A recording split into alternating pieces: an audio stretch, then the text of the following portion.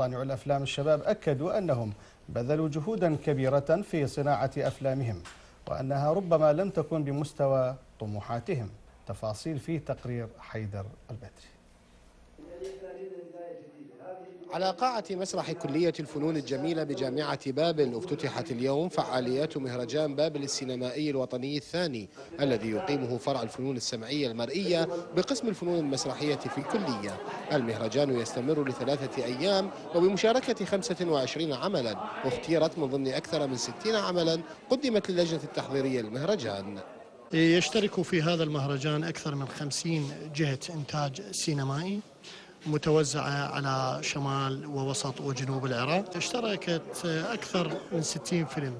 هذه الأفلام خضعت إلى لجنة الفحص والتقييم الفني والفكري، ومن ثم ترشحت عن هذه اللجنة 25 فيلما سينمائيا ستعرض خلال 3 أيام.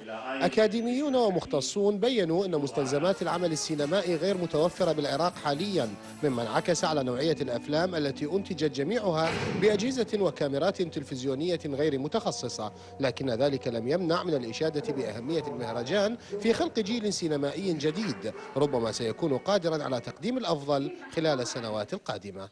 هذه المهرجانات تدعم الطالب، تعطيه رؤية للكشف، رؤية لتركيب نوع من العقلية الإبداعية.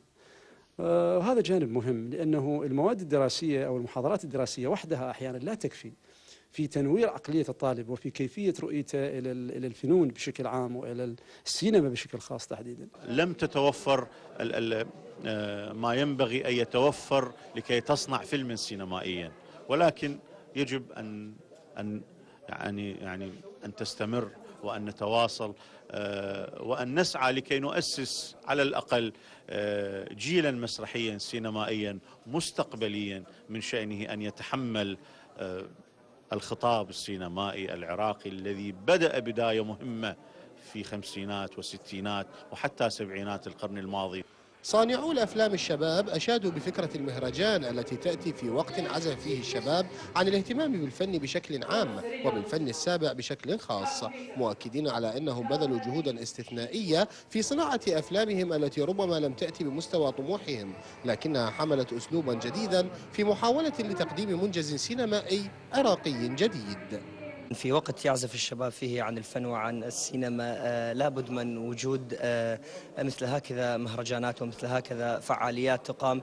اليوم احتفلت كلية الفنون الجميلة بعرسها الثاني في مهرجان بابل السينمائي الوطني، وكانت لنا مشاركات في أفلام روائية ووثائقية قصيرة. رغم ضعف الإمكانيات التي جعلت من بعض الأفلام المشاركة في مهرجان بابل السينمائي الوطني الثاني ربما لا ترتقي إلى صناعة السينما الحقيقية، إلا أن الحاضرين أعجبوا بها متمنين أن تكون الدورة القادمة من المهرجان دولية وبمشاركة عدد أوسع من الأفلام. من داخل كلية الفنون الجميلة بجامعة بابل، حيدر البدري، الحرة. في بغداد انطلقت أمس فعاليات الاحتفال باليوم العالمي للمسرح الذي أقامته وزارة الثقافة بالتعاون مع دائرة السينما والمسرح، ويستمر 4 أيام.